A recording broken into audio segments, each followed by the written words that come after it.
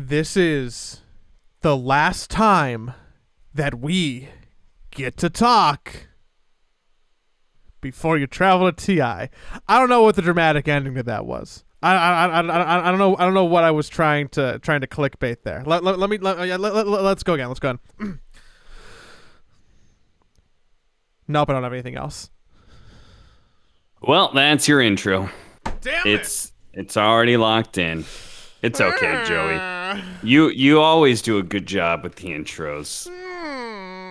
They're always good, I promise. All right, we got a whole lot to talk about this week. It's our prep for TI. We're almost there. Next week, when we do this podcast, I will be in Bucharest to have the same conversation. Yeah, I mean, I don't want to overpromise. I don't know what our filming schedule is going to be like when you're over at TI. We probably shouldn't make promises our butts can't cash. But I did see that you were making some content on the internet, and by content I mean you were streaming your TI research.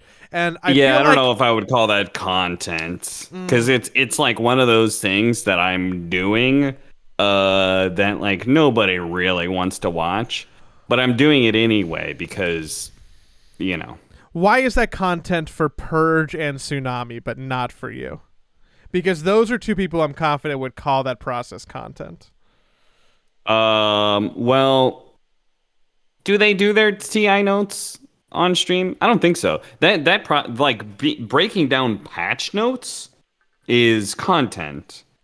Doing your research for TI is very boring.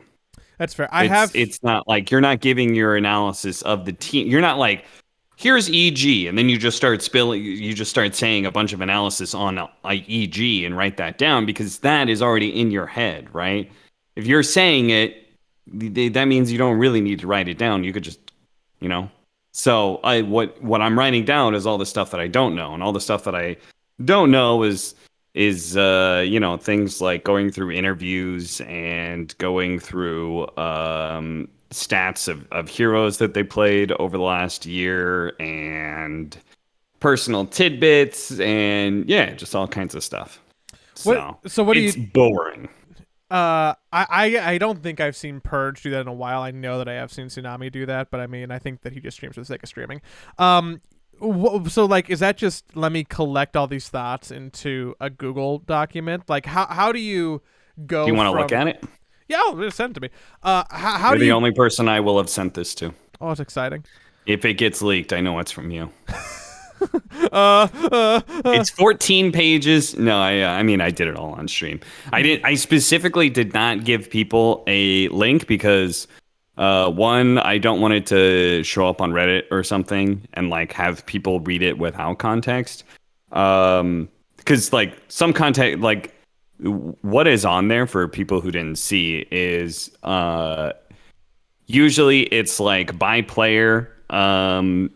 It'll go by their most played heroes, their most played hero probably ever, and then their most played hero over the last year. Mm-hmm. So it's a good stat to be able to reference in the middle of a cast, right? And then it'll go over some interview stuff. For example, Abed's favorite meal is burgers and fries, which makes for a good joke about him going to NA, right? Like, that's just a random thing in there. Crit had a really interesting interview where he said that the first DPC major was amazing and we were the best team there, and then we lost the grand finals and we lost it to ourselves. The team had a bit of a meltdown and our mentality wasn't the best, right? So now when EG does well or does shit and they go down to the lower bracket or some shit like that, we can reference the fact that Crit said they had a meltdown at the Singapore major, right? And we could talk about how mentality is an important part and how mentality is like a huge part of TI, especially, and whether or not they correct that feature, right? So it's stuff like that. Interview, it's a little bit stats, a little bit of interview stuff. So then I'm interested, I guess, in like your study process. Like, is the act of you taking time to do this and write that down enough for you, or is this something that like you keep like on your phone to reference as needed, or like Yes. okay, These are casting notes. This is not what I if I was hired as an analyst to be put on the desk, my process of creating notes for a team would be very different. I'd be going through replays a lot more, right? These sort of like writing down the heroes that they played over the last year when the last year has been played on a different patch is not good analysis, strictly speaking. But if a team did pick a whole lot of Spectre last year and they were very successful with that hero, it is good to reference that when you're in the middle of a cast, right? It's a good stat to be able to lay down. So it's more shallow and personal. It's a combination of like shallow stat analysis and deeper personal details about who they are as people, and right, because you want to go shallow with the stats because it fits for the casting.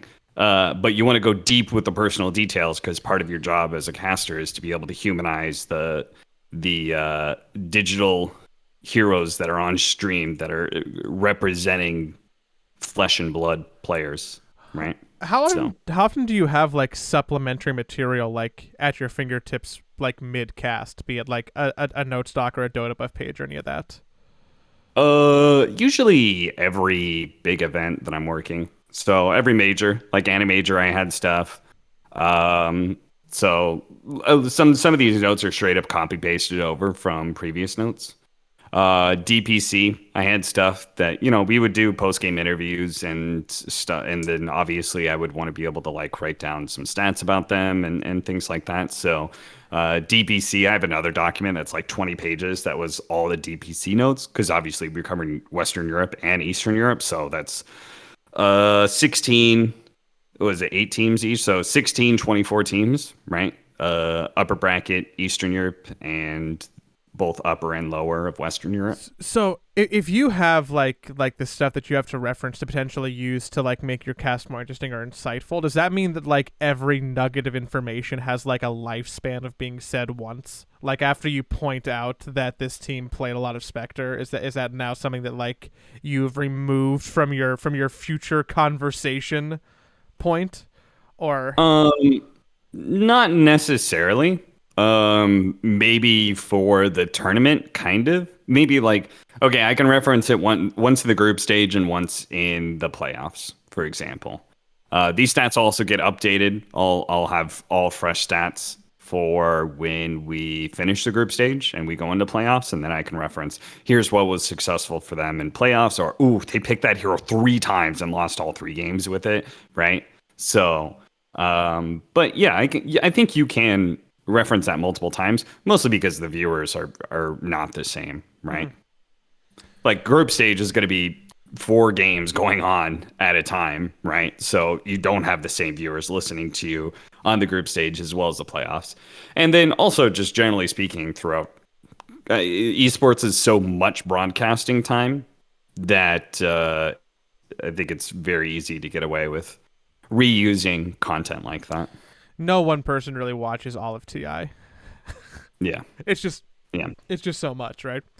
Well, that might be a really awkward edit point. I don't know if I'm going to be able to fix it, but my internet stopped for a while, and now I think it's going to be okay. So I'm pretty sure everything's fine. We were having a conversation, but then I just torpedoed it. And by I torpedoed it, I mean my beautiful computer stopped working. So cool. Yes, we're talking about how amazing of a caster I am.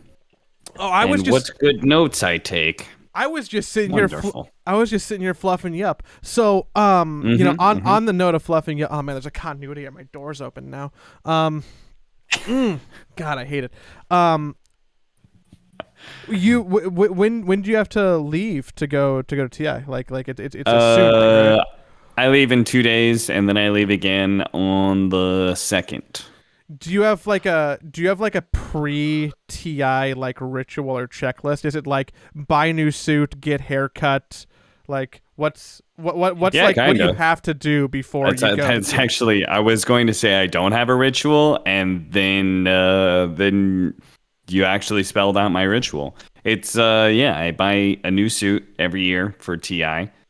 And yeah, I usually get a haircut. I don't know if I'm gonna get a haircut this time, or maybe I'll get one in Portland. But yeah, those are probably two things. I don't really think I have a whole lot else. I'll prep some material um, in case we don't have good internet in the hotel. Is there So I'll download some podcasts on my phone, and I'll download some games on my laptop. is there when you're talking about buying a new suit, and maybe this is just, my insecurities showing, but is there like any mild competition about who brings the best new suit to TI? Like, is this like a point of contention in the locker room of like who No, wins best dress? No. I don't think so. I mean, maybe if like that best dress thread became like a constant thing that was like highly upvoted, maybe it would become a little bit more of a competition, but I don't think so. To be honest, it's I'm expecting a lot of people to dress down this year. I wasn't even sure if I was gonna get a suit, but I don't have a blue suit, and well, technically I do have a blue suit, but it's from Kyle's suit guy. We all got suits from his suit guy at TI9 in China, and it was not great. Does Kyle have an everything guy? That's kind of my assumption. Yeah, yeah. Kyle always knows a guy who knows a guy. You know, That's how that's the kind of person he is. that's how you know you're well connected. I Hmm. Well, you have to be in order to be in the talent scene. Don't you know that, Joey? something Feel like nepotism, Reddit something spelled something. that out very clearly for you. You know, I was talking to Bliss the other day. He had a good point. If nepotism was a thing, for these TI invites, which nepotism is a thing in any talent scene, no doubt. But like, if nepotism Or was work like environment, really as big as Reddit puts it out to be, for TI invites specifically, Blitz would be in 100%. He's like very close friends with all of the talent, and he's not working TI because he's coaching Liquid, Mhm. and he would have liked to go. So, like, if anybody was gonna get in, that would be him. Yeah, he's the counterpoint. I don't know. If he shows up, I wouldn't be surprised to see him like float into a content piece, but I don't know, man. It still kind of makes me feel some kind of way that I'm not gonna be there. Um, it makes me feel some kind of way that I'm Yeah. not gonna be there. I am going no TI in 2021, no TI in general in 2020, and 2019 was China, which I didn't go to. So when I go to TI 11 next year, that'll be like a nice meaty 4-year gap. Yeah. Let's just hope that next year's TI is somewhere good for you. Oh, also that COVID isn't still like running rampant through the world. That would So be nice. I don't this probably isn't interesting to anybody, but I am actively planning to do some stuff at TI 11. Really? I'm, So, I'm like, did you plan to do things at TI 10 and you couldn't, so therefore those are getting pushed back to TI 11? that is the most simple and eloquent way that you could put that, Austin. That is absolutely the case. And right now, what I'm doing, even though we're literally over a year out, probably less than a year out, because I assume that TI will shift back to August, all things considered. I'm submitting budgets to try and make sure that everybody can, get paid their rate, and everybody can, make this thing that I want to do at TI happen, because it would probably be like a $100,000 spend, which I realize that might sound flexy or low. There's like no context there. I want to do a show at TI, agnostic of Valve, with a sponsor, and I'm just building a budget for it, right? And I was really just banging my head against the wall today, because part of that budget includes getting a crew and people out to TI.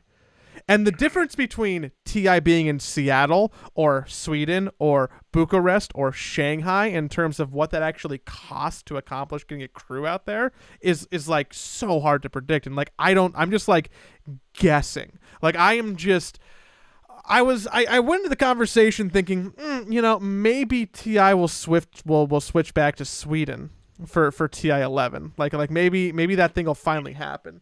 But then I thought to myself, oh, well, maybe not, because maybe we're just going to be permanently mad at the government for like dicking over TI 10, so there's never going to be a TI in Sweden. And like Plus, we already would have done a European TI. Mm-hmm. I think that's part of the reason they wanted to keep it. They were like, don't worry, we'll keep it in Europe, right? So for me, they are kind of counted. This is our European TI, so naturally, I feel like they go somewhere else. Maybe it's back to Seattle because the Key Arena's been refurbished or whatever. Maybe it's. I'm expecting at some point in time we got to be going to somewhere CIS, right? Eastern Europe. Yeah. Maybe Kyiv, because we Moscow. had the China TI where the primary language, right? There are three primary languages in Dota. It's Russian, Chinese, and English, right? And so we had a TI where Chinese was the primary language. So I'm expecting at some point in time we're gonna have one where the primary language is Russian. But maybe who knows? Where else would they go? Southeast Asia. Southeast Asia is yet to get a TI. Yeah, I mean,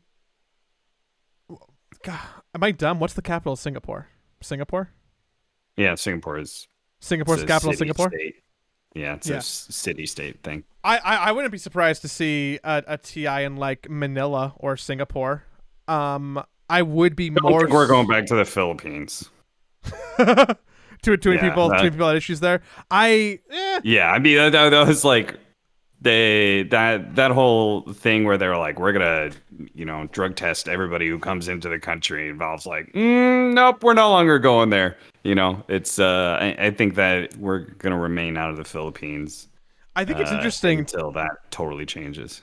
Which could be a long time, all things considered. I think it's interesting that we have the league team that's currently in Iceland for Worlds and like all the quarantine that's happening and all the stuff Riot's doing, and then just to one compare that to like what's going on with Dota. It's like, we're just gonna go to the event. like Valve isn't paying for some crazy Riot 2-week quarantine. They're just like, just get here, just be vaccinated. It's also funny because, well, at least they're paying for people to get there early and get vaccinated. Or I'm not entirely sure how that payment works, but they're at least getting that option. But I'm also, that is quite the difference in treatment, because we're going into a red zone. Or Bucharest is not having a fun time with COVID right now. Oh, shit. Whereas I'm sure Iceland is like a whole lot safer. That's true. And yeah, they're safer and doing more precautions, and you're having less precautions and going to somewhere less safe. Yeah. Have you or has anyone considered kind of like skirting any rules and getting a third shot? I know somebody who's actually able to get a third shot from like reference from a doctor. Mm-hmm. I don't know what I can do with that because I got the Johnson, right? If I got the other two, and I got it back in March, this would be long enough I could get a booster shot. Pretty sure, because I could talk to my doctor and I've got a thing that would probably help me get it. But since I'm a Johnson, congratulations! I don't really know. Yeah.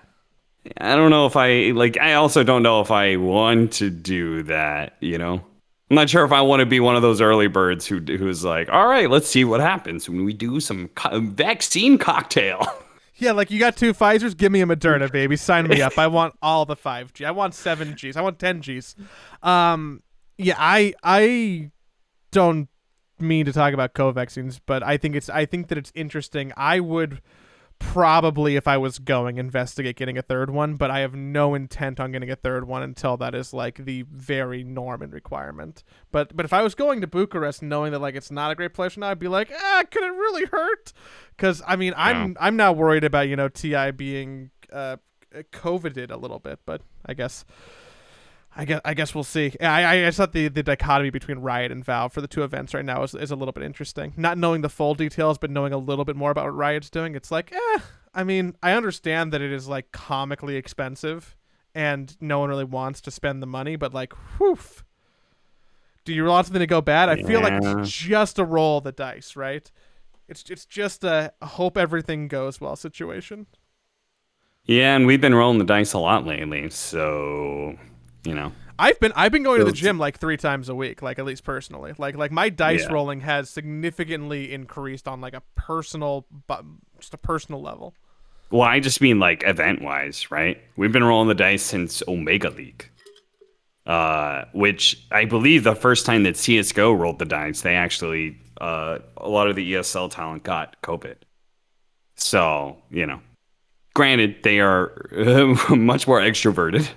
Let's just put it that way, than Dota talent. So it makes sense that, there's probably risk factors there involved that don't necessarily apply to Dota talent. But we haven't really had a breakout. We had a little bit of thing at Singapore Major, but other than that, like, it hasn't been a big deal.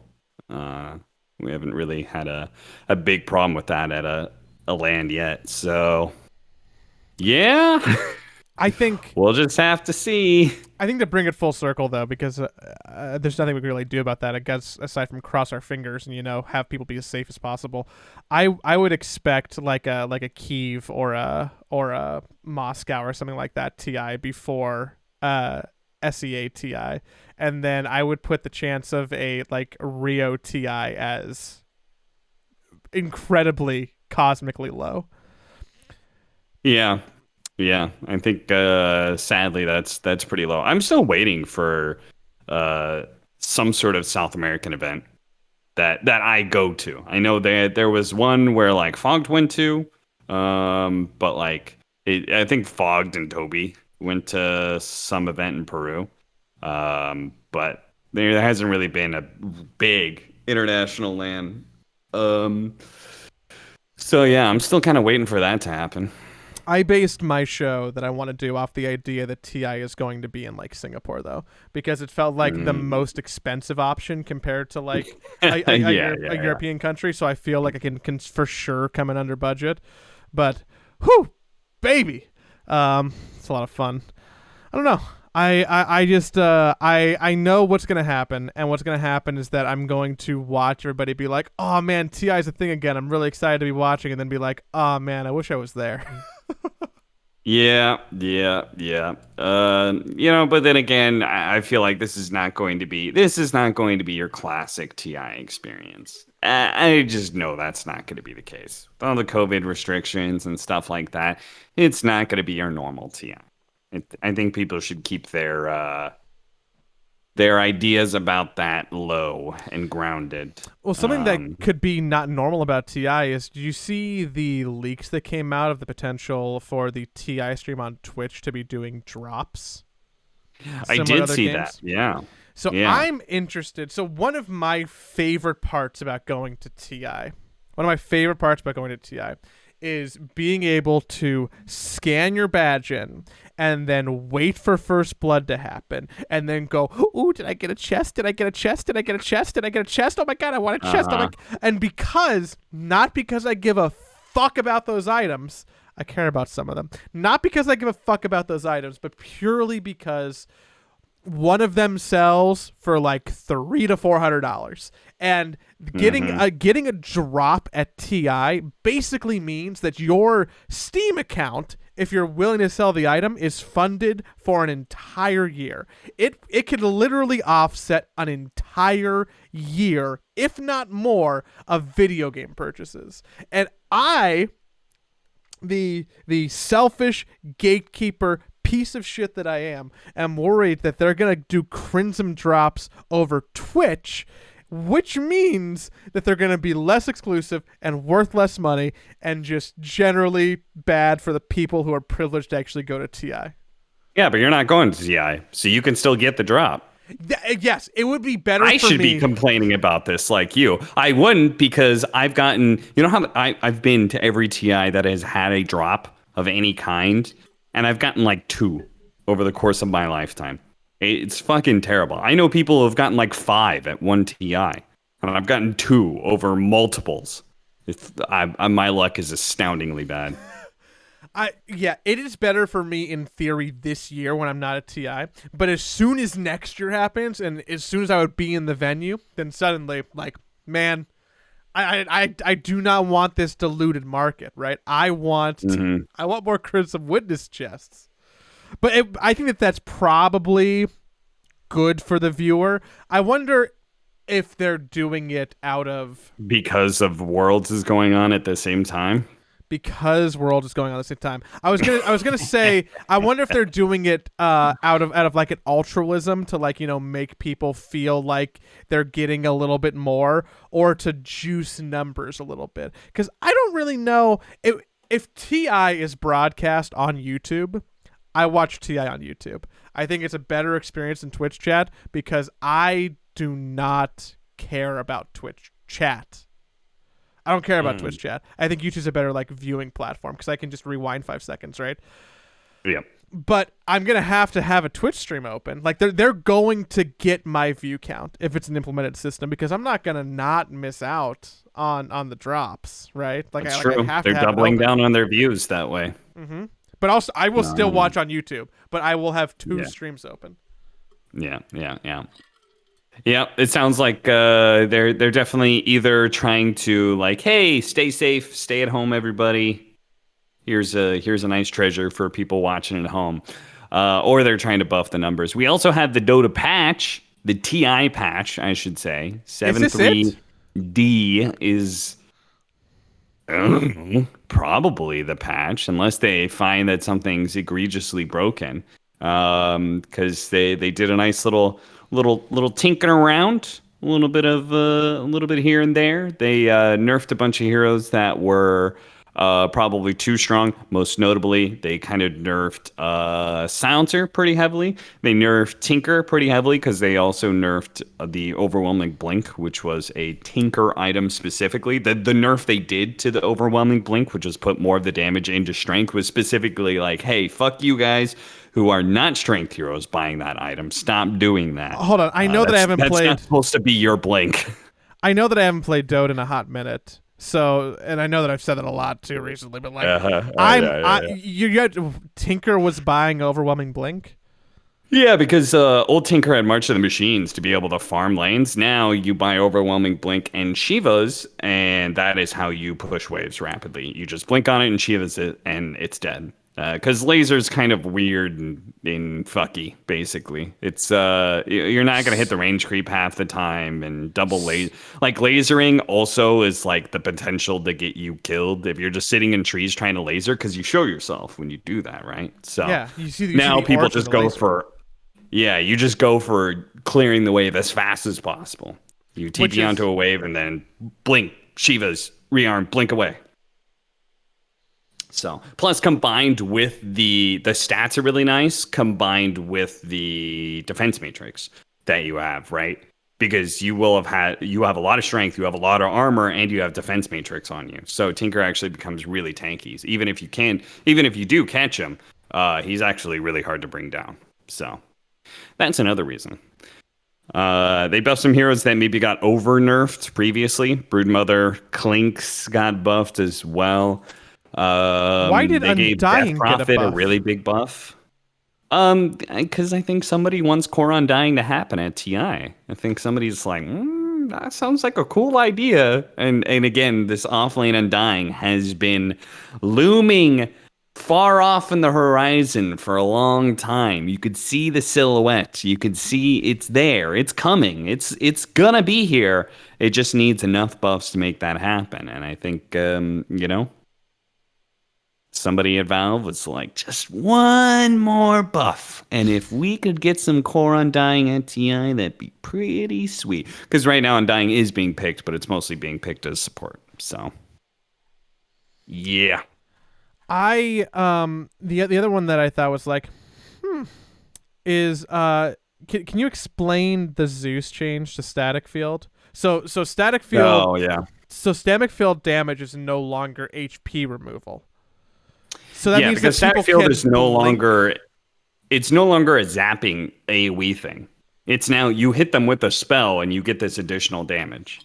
So they had that change, and then they just never kind of changed how the spell worked. So now it basically just means when you have the shard, you activate it. It no longer counts as HP loss, which means that you can cancel blink daggers and salves and shit like that. So yeah. Okay. So that's good for Zeus, and also I feel like Zeus is one of those heroes where I always get confused about when they play with Zeus too heavily, because I think it's one of those, disproportionately low MMR heroes that just can run rampant. So anytime I see Thunder God's Wrath just increase in damage, I try and think about why that's the case. Like, are people just have more magic resistance now? Does Zeus need more kill potential? If you think about it, burst damage heroes have been long affected by the patch because everybody has more HP, right? Everybody has talents, which were previously not there, that are just like now magically at level 10, I just get an extra 150 health out of nowhere, right? It's like, oh, well that could have been a kill. That Zeus could actually 100 to 0 you before, now he no longer can, right? There is magic resistance items you can get off neutral items, or stats that you can get off neutral items, right? That's like, okay, now that's just an additional source of free stats that makes burst damage heroes, like specifically Zeus, a lot harder to be able to operate, and so on and so forth, right? So, it's they got to be able to give these heroes better options, especially late game. Zeus is like kind of one of those late game intelligence heroes, right? Mm-hmm. But it feels like he falls off too much. That's why they gave him the shard that they did. That's why they gave him a buff to Thunder God's Wrath on the later levels. It's just to be able to make sure that this hero can actually scale better later on to the game. There you go. You made it. You made it before the yawn happened. I did it. I made it through. Did you read my notes, by the way? No, you just gave me access to them. So yeah. So sorry. Let me. I'm just curious what you think of them. So that was about 2 days. I did that on stream for about 2 days. I've done it off stream for a couple days, and it's still not finished. If I had to say, probably a total of probably 20 hours will go into these notes in total. And a lot of it is again, probably a third of this is copy pasted from previous notes that I have over, like the DPC, for example. I have a bunch of notes on the Western and Eastern European teams because I was covering that DPC. So I built up notes over time from that. So, yeah. I think there's a lot of good stuff in there. A lot of good stuff. There's a lot of good facts in here. I'm learning stuff just like randomly scrolling and stopping. Yeah.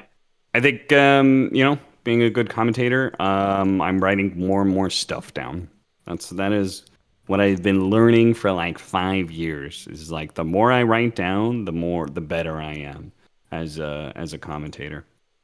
So I played D&D again the other day. I've got a fresh group of D&D fiends that I'm playing with. Who's the new roster?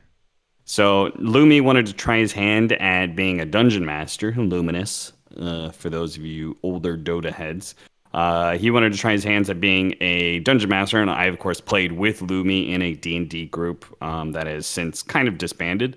But so he wanted to be a dungeon master, and then he asked me, Moxie, and Gareth. So we're only doing a 3-player group, and we did a one-shot, which was pretty fun. I played an orc. I played an orc. My idea was did I tell you about this last time? I didn't. No. He's an orc warlock. He's called Donk Wizard Man with 2 Z's.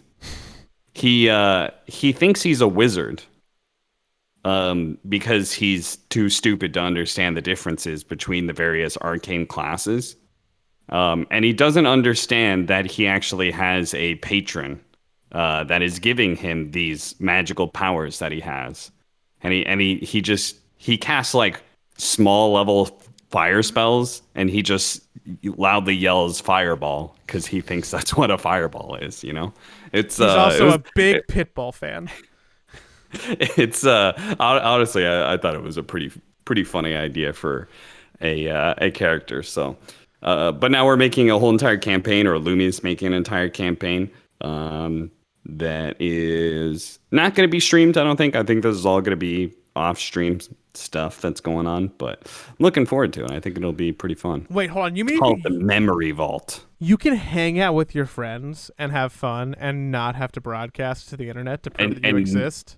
Yeah, and not broadcast it as content. Yeah. Whoa. It's possible. Dude, my life only exists on the internet, okay? I mean, we'll probably get some Instagram clips out of it. Like, come on, bro. Let's be reasonable. Yeah. There's at least one Snapchat that's going to happen. I've been scrolling through your notes, and there's only one team that you didn't write anything for. Why is there nothing on Team Secret? Well, because Team Secret is, first of all, the most notable team. There's a lot of information already out there about them. And to be honest, I just didn't get to them yet. Oh, well. There's some teams that have like Alliance I didn't fill out their player stuff, so I have no stats on them, for example. But if you notice, the last teams that I have yet to really fill out are the European teams, because like I already know them, so I'm not going to do as much about them to some extent. Not necessarily I already know them. Everybody already knows them, So I'll put together some good stats and stuff like that. But like I have DPC stuff I'm able to reference all the time, so it's less needed for them. It's wild that you got Borax's full police report on here. That feels like really going above and beyond. What can I say? I've got some ins in China, and let me just say, I got a nice picture of. Never mind. I'm not gonna go there. Yes, it's gonna be an interesting TI. I think very interesting. Who's JT's brother on IG? What? JT, like IGJT has a brother. Yeah. He does have a brother who plays Dota, but he's not a notable player. Oh, okay. Oh, I see the line you're talking about. Yeah, he has two brothers, and his parents gave him 1 year to pursue his dreams. He was immediately picked up by Geek Fam with Ollie Chuan and VT Faded, and then picked up by Mineski, and then he actually had no opportunities, so that's how he ended up in IG. So, and where he's obviously had a very successful year. So, yeah. Good stuff. I'm not going to make you spoil your stuff. I think that this is awesome to just have on hand and to know more about these people, because there's a ton of stuff here that, I mean, just me as someone who I would call, far more advanced in the casual, but not a super fanatic, like, just doesn't know. Especially about the people outside of the NA and EU region, for sure. Yeah. And just Dota players in general, right, are really bad at their brand. They're really bad at like just showing who they are to people. I mean, just think about Abed. I went through a TI interview, the TI 7 interview with Abed. Oh my god. That guy hates doing interviews, and it's so obvious. He's like, it's like it's not 1-word answers, but it's damn near close enough. It's like 6-word answers that might as well be 1-word answers. It's rough out there. Literally all I got from his 5-minute interview with Casey at TI7 was that his favorite food is burger and fries. That's the only interesting nugget that was in the entire interview. Rough time. So, and even that is like, burger and fries, buddy, really? Like, what are you going to tell me? Like, man, I really like spaghetti and pizza. I also like ice cream. Yeah, it's not a... It's only interesting because he's a Southeast Asian kid who moved to NA. So, K Kona. That's the only reason I wrote it down. So, yeah. And I've got a voice acting thing tomorrow. I said I had a voice acting thing last time, and I forgot that it got moved back. So tomorrow, right before late at night, I'm going to do the voice acting thing, come back, go to bed, wake up, go to Portland. That's my plan for this week. I'm glad that you got a good plan this week. I'm gonna do. There's something that I'm very excited to talk about that I can't probably talk about until November. So that's like an announcement of an announcement. But I am gonna film the coolest thing that I've ever done in about 2 weeks, and it's not even Dota related. It's just like way related. cooler than the 0G flight that you're going to be doing. How much cooler? Where would you put that at a 1 to 10 rating? Where would you put the flight, and where would you put this mystery thing? No, the flight is the coolest thing that I'm gonna do. That's what I'm talking about. Did I forget that I said that? Yeah, we've talked about it multiple times at this point. Oh no. Have we? I have to go immediately. All right, maybe we need to edit this part out, but I'm pretty sure we've talked about this on the podcast. I don't know. No one knows what I'm doing. Filling out your bucket list. I remember you saying that. Oh, fuck, you're right, I did. You said you were leveraging your liquid position to be able to fill out your bucket list. I am now worried about my short-term memory. Oh, fuck. I have a date for that. So my next week is really building up to that because we're a couple weeks out. So I'm ready for that. And also, I guess just a general update if we're sharing schedules. I am down to, or I'm up to, I am fasting 3 days a week. Yeah, you said that last week. How's that going? In preparation for the wedding. That is rough. So Monday, Wednesday, Friday last week I was fasting, and the goal is like 500 to 600 calories. I think Wednesday was probably about 700 calories. I worked out a little bit more, but like I was at the office and I had to like order food, so I just had like some straight up steak from like Tender Greens with like no sides. So okay, like wasn't that big of a caloric jump, but yeah. And I'm happy to report, bless you, I'm happy to report that after a single week of doing that, I have gained a pound. How is that even possible? That's such a harsh calorie cut. 700 calories? Oh my God. That's a pound right there, right? 1,000 calories is a pound. I think it's more than that. I'm not sure. Okay. But yeah, so Monday, Wednesday, Friday. So right now, recording on a Monday, like I all I've eaten today was a brick of tofu and a couple mouthfuls of dry oatmeal. And 3,500 calories is a pound. Okay. So 1 week of that should have been a pound. Just the fasting itself. Yes, without the extra, because like I'm fasting, and then on the days I'm not fasting, I'm still eating like better than I normally would.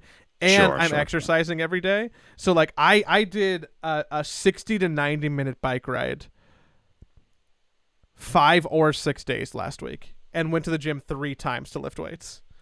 And I am currently up a pound on a week of that regimen. So I am not getting discouraged, but I am mildly confused. I'm just mildly confused from like a mathematics perspective about what could be happening. You might find at the end of next week that you've lost 5 pounds, and your weight just fluctuated really inopportune time, You ever have one of those where you're just like, man, I've been doing so good, and like, wait, what? Like, how has this happened? Well, it's because your weight fluctuated, and maybe you weighed yourself at like a very low point, and then you weighed yourself at a very high point. Maybe. And you're just like, oh shit. Yeah, that's happened to me a number of times. But that's what I'm working up against. Like the only 2 things that I care about is trying to cut as hard as possible and trying to plan for 0G. and trying to figure out how I'm gonna watch Ti. That's it. That's my Yeah, week. that's yeah. There's shit. We really got a whole lot of nothing this week, huh? It's I It's been you know what it is? It's been weeks on weeks of just waiting for TI to happen. You know that ultimately is what it was. It's exactly what, and we're so close. We are so close. I did. I'll wrap this up by saying that I did listen to Ginger by Brockhampton at the gym Oh yeah, what'd you twice. think? Okay, Um, overall positive. okay, Overall positive. I still think that I am a little bit hip hop illiterate, you sure? but um, I I I felt like it was almost and I don't know if I'm misusing this term, like easy listening, in the sense where there was nothing that I felt was like abrasive and nothing that I felt was like, oh man, I really want to skip this. Like I had a very easy time listening to the full album and having like at least a middle to high level of enjoyment. I Okay, didn't skip anything, okay, which made me feel good. I went back, I did a full second listen, and like I'm like, oh, like this is something enjoyable that I would listen to. It didn't like make me feel like, oh man, this is awesome. It didn't make me feel like, like hyphy, like I wasn't like, oh man, I'm gonna lift these weights extra hard. I know that's not really the point of what they're trying to do, but I think that the level of enjoyment was more than I expected. okay. My next suggestion for you is based off of what you liked off of Brockhampton. So I had this plan basically that Brockhampton was going to be a bit of a litmus test. So what do you know any of the tracks that you liked out of that album? Uh, Uh, I like the top of the album the most, which I believe is yes, like No Halo and Sugar are both really good. yeah, Those and are the like first two songs. and Boy Bye, I think it's like the Okay, third one, sure. and then God, I should have the track list. There's one in the middle. It might be Dearly Departed, which I thought was good, and then the last track I also liked. Okay. But like I think the album for me was like top heavy for So I sure. told you this was going to yeah I actually do agree that I think Ginger was there are some songs that stand out and then there are some songs I could definitely just do whatever and never listen to again. The okay, so the boy band vibes, did you like that aspect of Brockhampton? I was so I've seen pictures of Brockhampton, and I realized that Hmm. there's like an ensemble there, and I was like trying to dissect who was potentially who, because you can definitely tell that there's just like a significant amount of voices that are present and different on different Okay. tracks, right? So I Yes. couldn't tell you exactly who or what or when Sure, aside from sure, those sure. tracks, but like yeah, Okay. Did you like the? So I think Brockhampton has kind of an eclectic sound to it, mostly because of the boy band aspect, right? Like where every member of the band, not every member is in every song, but like every member in that song has like their own bit that goes on. And sometimes it's just mashed together where they have just key changes that happen all the time. That kind of eclectic sound, like Brockhampton's like a little weird sounding. Do you like that weirdness? yeah, I'm into the weirdness. Okay. And did you like the parts that were more emo? Did you like that? Yeah, but that's just probably because I'm sad. I'm kidding. Mental health is very important, but I'm generally not sad. But like emo stuff's good. Okay. Would you prefer something happier or would you prefer something more into that emo side of? Um, give me something a little happier. I think the scale that I stepped on that didn't move probably made me as emo as I want to be for this week. So the other album I was or am suggesting to you, if you want to listen to two, you can go for it. If not, you can save this for the next week. The other one is Mac Miller's Swimming, which is much more of a emo vibe album. because this is at the point where Mac Miller, who has had drug abuse problems. Mac Miller is dead. If you didn't know that, he was having drug abuse problems for most of his career, and this is at the point where he just broke up with Ariana Grande, and he's at like a pretty low point, and he puts like a lot of that soul into his music. I like Mac Miller quite a bit. I think he was very talented, and Swimming was probably his best album. So I'm trying to get you stuff that is, I think, pretty far away from like the more hardcore rap, I would say. All of this is like it's hip hop that like kind of circles around pop, you know? Which feels like my comfort zone if I'm Yeah. venturing into waters. What's the other one? Just so that I can, Yeah, I'll link you Amine's album. I'll probably give you Good For You is probably one that was the first album I listened to. To be honest, I'd have to go back and let's try and figure out which one of the albums I liked more between that and 1.5. I might have Okay. liked 1.5 more. But yeah, those are the two albums I'll suggest, and I'm very curious what you think of Amine, because I think he's very fun, and I think he's pretty talented too. So, and you I'll, probably heard of at least one of those songs on the radio.